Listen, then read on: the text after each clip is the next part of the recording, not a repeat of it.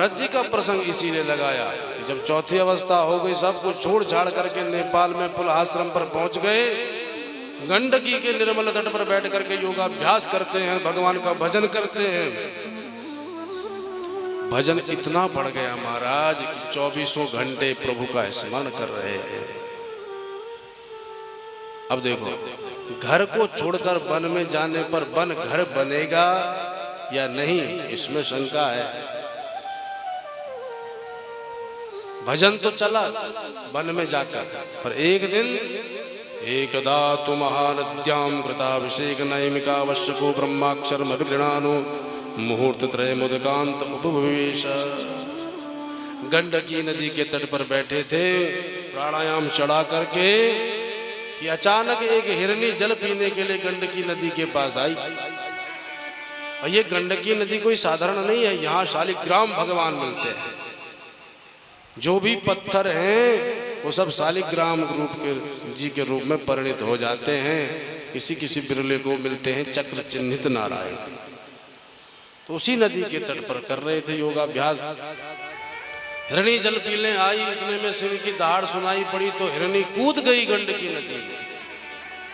हिरणी थी गर्भवती, बच्चा गर्भ में था, इतनी जोर से छलांग लगाई कि बच्चा गर्भ से बाहर आ गया।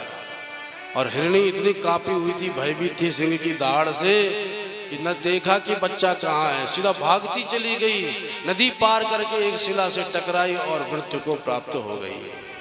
बोलो जय श्री कृष्ण। अब नन्हा सा अबोध हिरणी का बच्चा उस नदी में तैर रहा है, रो रहा है। अचानक देख लिया महाराज भरत ने, अरे देखो इस हिरण के बच्चे का कोई सहारा नहीं है और प्रत्येक व्यक्ति का परम कर्तव्य है कि जीव मात्र की रक्षा करनी चाहिए, ये मर जाएगा जल में। सो कूद गए गंडकी नदी में, हिरण के बच्चे को उठा करके लाए, सीने से चिपकाए और आश्रम में आकर के उसका पालन पोषण करने लगे। बहुत दया थी राजा के हृदय में, पर दया का काम वहीं समाप्त हो गया था कि आप घर में लाए, खूब लालन पालन किए, उसके बाद हिरणों के झुंड में छोड़ देना चाहिए। चलो फिर भी अगर तुम्हें घबराहट हो रही है तो थोड़ा बड़ा करके छोड़ दो। पर अब तो जड़ भरत महाराज उससे इतना प्रेम करने लगे कि भजन की माला छूटने लगी हिरण का जब चालू। अगर हिरण ना दिखाई दे तो राजा की धड़कन चढ़ जाती है, मेरा बच्चा कहाँ चला गया। जब जब महाराज संध्या करने के लिए बैठते हैं तो पंचपात्र को जूठा करके भाग जाता है। खूब क्रोध आता है महाराज भरत को, है भाग यहाँ से। पर इतने में वो नन्हे अबोध बालक की तरह चुपचाप बैठ जाता है। तब दया आती, देखो मेरी डांट से कितना घबरा गया। फिर दुलार देते हैं, अरे वो तो हिरण को दे रहे थे, हम तो कुत्तों को नहीं छोड़ते हैं, कुत्तों से प्रेम पाना चाहते हैं। इतना प्रेम बढ़ता चला गया कि एक दिन अचानक जब अपने संध्या से निवृत्त होकर के भीतर गए तो देखा हिरण का बच्चा नहीं है। तो घबरा गए, कहाँ चला गया होगा, किसी हिंसक जानवर ने खा तो नहीं लिया होगा। इधर उधर ढूंढने लगे पागलों की तरह, भूल बैठे प्रभु के भजन को। और इतना मृग चिंतन चलने लगा, अचानक देहावसान हो गया। देहावसान के समय चिंतन चल रहा था मृग का, इसलिए अगला जन्म मृग का प्राप्त हो गया। अंते यामति सागति इति न्यायेन, जो अंत में हमारा स्मरण होगा वही हम अगले जन्म में बनते हैं। इसलिए अंत में प्रभु का स्मरण करने के लिए कहा गया है ताकि हमारी अधोगति ना हो। पर अगले जन्म में अगर अंत समय पर हमारा मन अपने कुत्ते में जम गया तो बस कुत्ता ही बन के आना पड़ेगा। इसलिए अंत समय संभालो। देखो, हम भले ही किसी भी स्थिति में बैठे पर अगर कैमरा वाले का कैमरा हमारी तरफ घूम जाए तो जरा ढंग से बैठ जाना चाहिए, ताकि अपना राम का फोटो भी अच्छा जबरदस्त आए। कई लोग तो महाराज मुस्कुराते ही नहीं है, पर कैमरा आते ऐसा लगता है कि इसके बराबर हंसमुख कोई दूसरा नहीं है। तो कैमरा आने पर सावधान हो जाते। ऐसे जब मानव काया मिली है तब भी हमें सावधान होना चाहिए। अंतिम समय आ जाए सावधान होना चाहिए, क्योंकि अंतिम समय पर जैसा फोटो खींचेगा वही फोटो आएगा। कई लोग तो बाद में लड़ते रहते हैं, ए भैया तूने मेरा ये कैसा फोटो निकाला, तो वो भी कहता देवी जी जैसो आपको थोगड़ो है वैसे अपने हमने फोटो निकालो है। अरे हम जैसे हैं वैसे तो आएंगे, फोटो में कोई अलग से, अब तो खैर एडिटिंग वगैरह होती है पर पहले तो नहीं था, और अभी भी एडिटिंग उतनी होती जितनी जरूरी है। अब ये तो है नहीं कि हम अपना फोटो दे और राम जी का फोटो लगा के दे दें, ऐसा तो नहीं हो सकता। फोटो तो हमारा ही होगा, थोड़ा बहुत एडिटिंग होगी। तो अभिप्राय कहने का यही है, अंत समय पर भी हमें अपना फोटो संभाल लेना चाहिए, जो चिंतन होगा वही हम बनेंगे।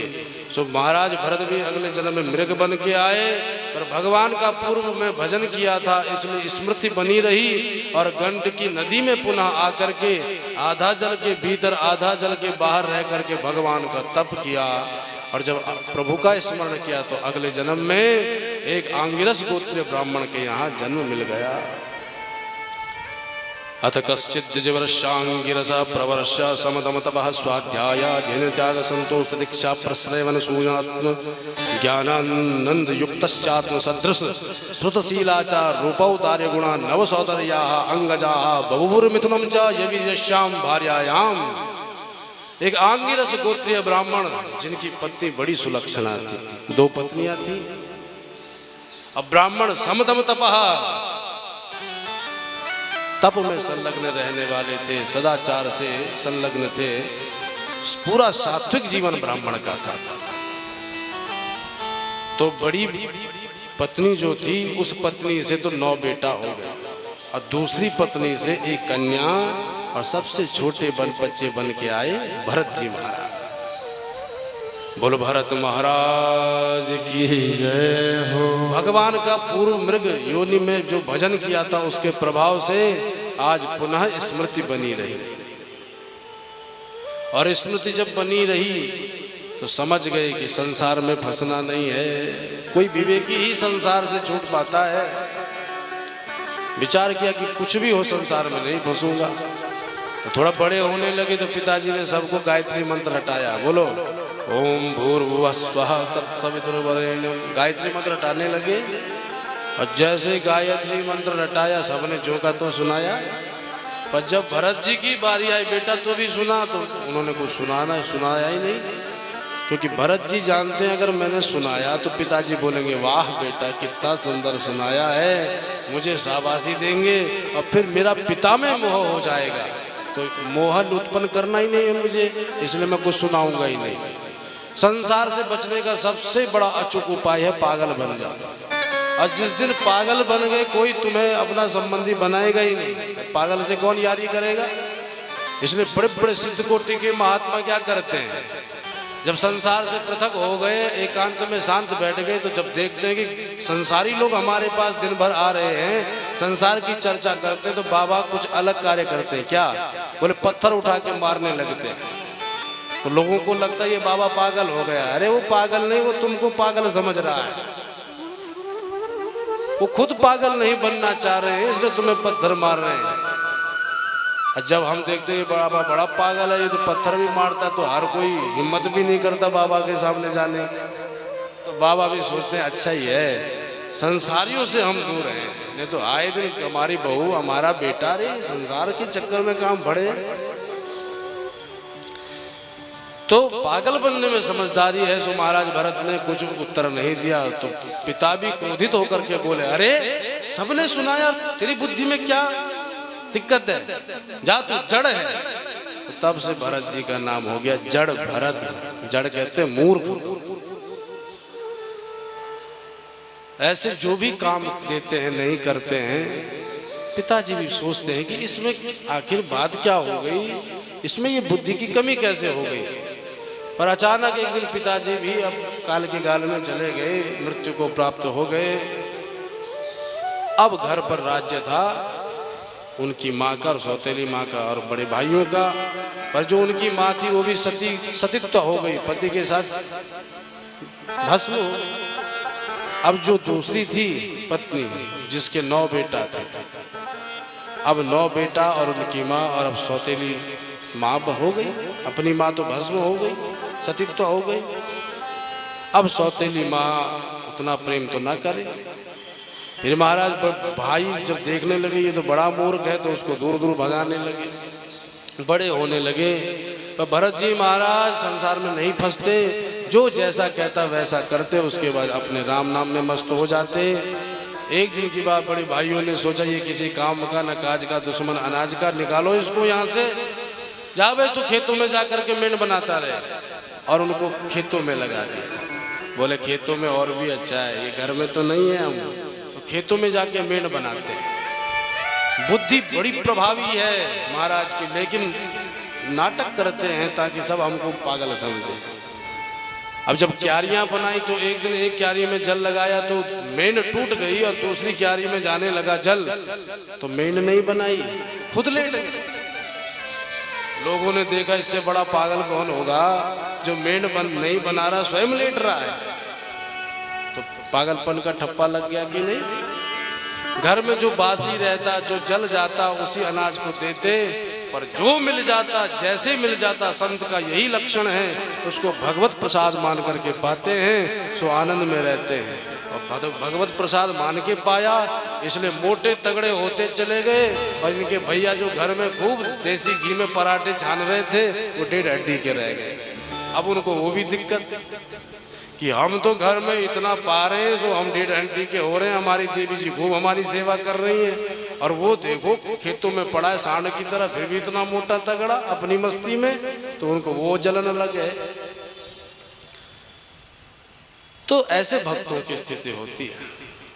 पर एक दिन की बात कि जिस जगह क्यारियों में लगे थे महाराज भरत, वो क्यारियां घिरी हुई थी विशाल पर्वत खंडों से, जहाँ एक शूद्रों का राजा रहता था, जिसने देवी मैया से मनौती मांगी, हे मैया मेरे घर में पुत्र रत्न उत्पन्न हो जाएगा तो मैं भी तुझे नर बलिदान दूंगा, प्रतिज्ञा कर ले। तो बताओ क्या ऐसा कहने से मैया खुश होगी? किसी की हत्या माँ देख सकती है, पर ये हमारी भावनाएं हैं। हमको लगता है बलिदान ही उपाय है, दूसरा कोई उपाय ही नहीं है। हमारा जब कह दिया तो प्रारब्ध में था, सो बेटा भी हो गया। उसको लगा माँ काली बड़ी प्रसन्न हो गई, माँ की ही कृपा से ये सब हो रहा है। सो अपने सैनिकों को आज्ञा दी कि जाओ किसी नर को ढूंढ करके लाओ, हम आज बलिदान देंगे। तो निकल पड़े सैनिक ढूंढने के लिए। महाराज एक मोटा तगड़ा आदमी मिला, लाए, और जैसे ही अमावस के दिन रात्रि को मारने को उद्यत हुए, वो भाग गया। सैनिक पीछे, अरे पकड़ो पकड़ो, ये मोटा तगड़ा आदमी भागने न पाए, पर वो तो भाग गया। पर पकड़ लिए गए कौन? जड़ भरत महाराज। वो भी खेतों पर लेटे पड़े थे। अरे जो भागा है वो तो छोटा मोटा था, ये तो बहुत तगड़ा आदमी है, चलो इसको ले जाएंगे तो सरदार बहुत खुश होगा। ऐसा विचार करके सैनिकों ने महाराज भरत को उठाया और पकड़ करके ले गए माँ काली के दरबार में। अब खूब स्नान हो रहा है मलमल के जड़ भरत जी का। महीनों से तो छोड़ो, सालों से जड़ भरत जी नहाए नहीं। वो जनेऊ भी जो उनके वक्षस्थल पर लहरा रहा था वो भी काला पड़ गया। अब आज तो ऐसा मलमल के स्नान हो रहा है, दूध दही घी आदि से जड़ भरत जी बड़े गदगद हो रहे हैं। वाह ठाकुर जी आपकी कृपा, मैंने सालों से नहीं नहाया था, आज देखो क्या मलमल के दूध दही से स्नान हो रहा है। तो ठाकुर जी की महिमा जान करके वो प्रभु का स्मरण करने लगे। राधे राधे गो